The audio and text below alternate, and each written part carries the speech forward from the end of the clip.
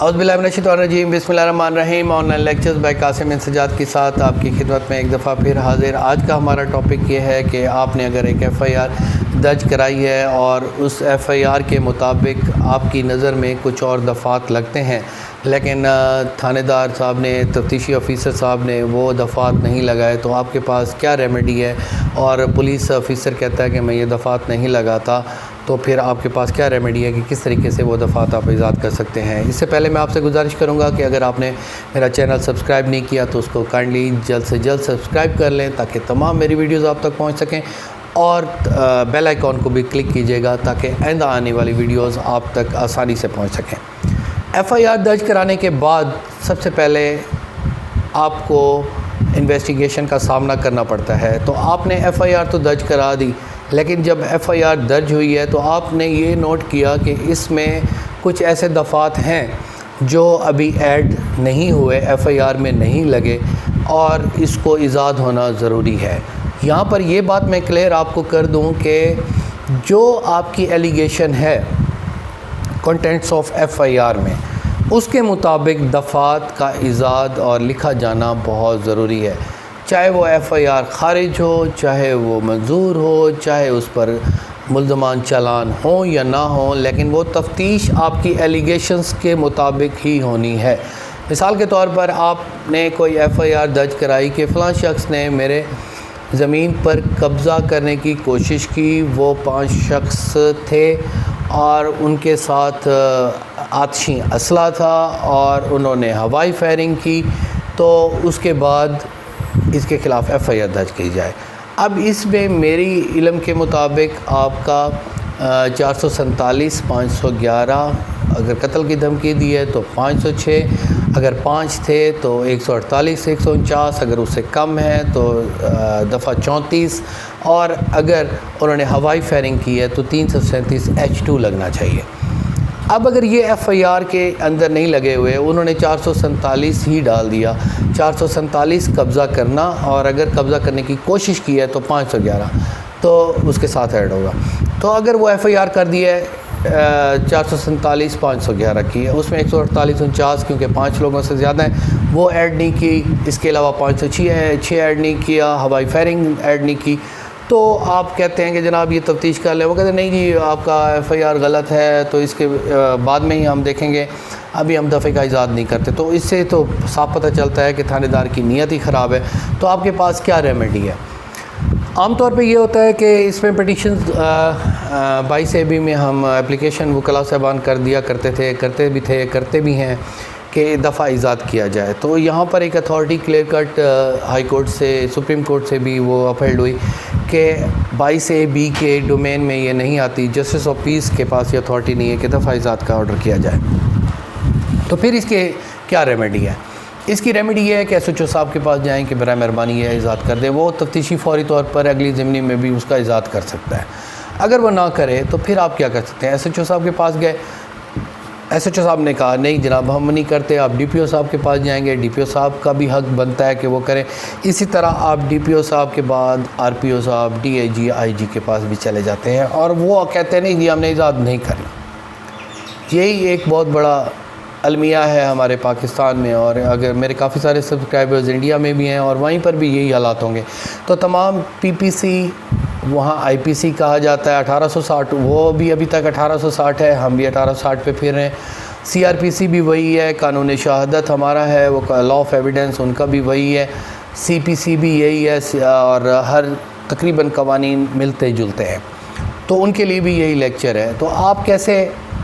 حل نکال سکتے ہیں کہ وہ دفعہ آپ کا ایجاد ہو جائے؟ کیونکہ دفعہ ایجاد اگر آپ نہیں کریں گے تو اس ایلیگیشن پر انویسٹیگیشن نہیں ہوگی، اور اگر بیلیبل اوفینسز ہیں تو وہ پری اریسٹ اس کی کنفرم ہو جائے گی، چاہے جتنا بڑا بھی آپ چیختے پھرتے رہیں، یا جج صاحب بھی اس کو اکثر جو معذرت کے ساتھ ڈیلیڈ جج ہوتے ہیں وہ تو ضرور کر لیتے ہیں، باقی جو ہیں وہ قانون کے مطابق چلتے ہیں، تو وہ کہتے ہیں کہ اگر آپ کا دفعہ نہیں ہے تو اس کے مطابق ہی میں نے بیل لینی ہے۔ جو 447، 511 اگر لگا ہوا ہو، چاہے آپ کی 5 مربع پر قبضہ ہو گیا ہو، تو وہ تو پری اریسٹ کنفرم ہو جانی ہے۔ یا 420 فراڈ لگا ہوا ہے، 468 یا 471 نہیں لگا ہوا، تو وہ اگر آپ ایجاد نہیں کرائیں گے تو پری اریسٹ کنفرم ہو جائے گی۔ اسی طرح اگر 420 ہے، دفعہ بنتا تھا 406، 420 میں فراڈ کی ایلیگیشن میں اس کی بیل کنفرم ہو جائے گی، 406 اگر لگے گا تو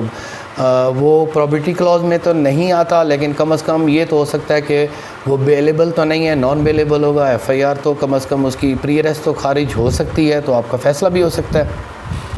تو اس کے لیے آسان راستہ کیا ہے؟ یہاں پر بھی کافی ہنڈرنس ہے، کیونکہ قانون اتنا پیچیدہ کر دیا گیا ہے کہ لوگوں کے لیے مسائل حل کرنا بہت ہی مشکل کام ہے۔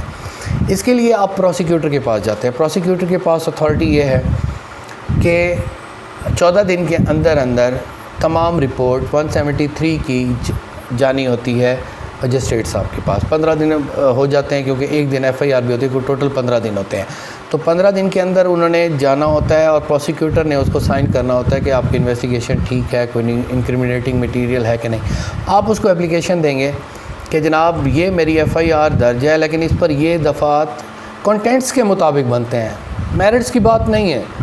میرٹس کی بات ہے، انویسٹیگیشن تو بعد میں کی جائے گی۔ ان کی نیت تو یہاں سے پولیس کی خراب ہو گئی کہ یہ میرے دفعات کی بھی صحیح طرح تشخیص نہیں کر سکتے، یا ان کی یہ نااہلی ہے کہ ان کو پتہ ہی نہیں چلتا کہ یہ دفعات بھی لگتے ہیں،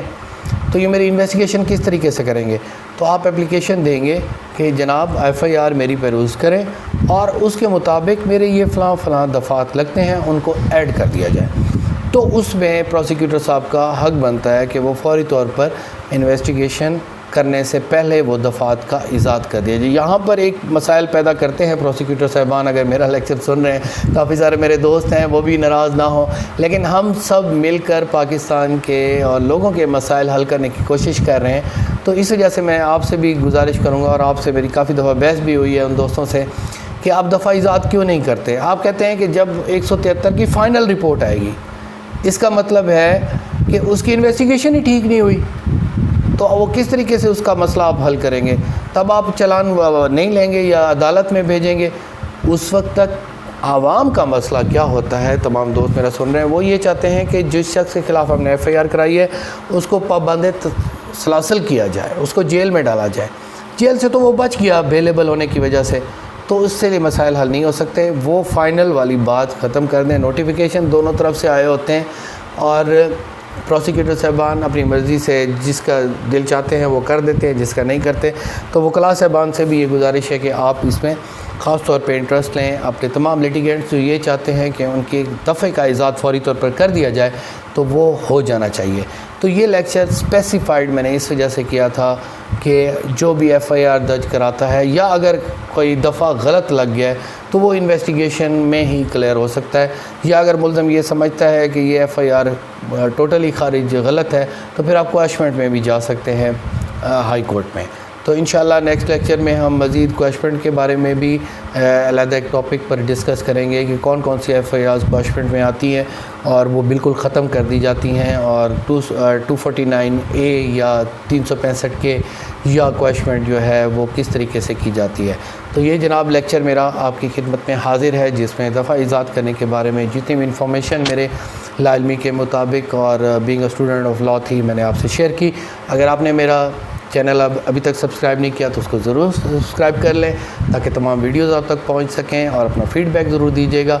تاکہ میں آپ کی سجیشن کے مطابق ویڈیوز بنانا شروع کر دوں، کیونکہ یہ تمام ویڈیوز جو میں اب بنا رہا ہوں وہ خاص طور پر کسی دوست کے حکم کے مطابق ہوتی ہے۔ تو کافی سارے لیکچر میرے سول پر چلے گئے تھے، اب کچھ فرمائش فوجداری کی ہو گئی ہے، تو اس لیے فوجداری کو بھی ساتھ اٹیچ کر دیا ہے، ساتھ ہی دیوانی کے بھی معاملات کو میں ساتھ ساتھ چلا رہا ہوں، کیونکہ میرے 15 سالہ پریکٹس میں کافی ساری انفارمیشن جو میرے تجربے میں آئی ہے، سول کرمنل میں دونوں کرتا ہوں، تو انشاءاللہ میرے اندر جو بھی علم ہوگا وہ میں آپ کے ساتھ شیئر کروں گا، اور میرے لیے دعا کیجیے گا کہ اللہ تعالیٰ میرے علم میں اضافہ کرے، تاکہ میں اس کو صدقہ جاریہ سمجھ کر آپ کے ساتھ شیئر کرتا رہوں۔ Thank you very much, take care of yourself, اللہ حافظ۔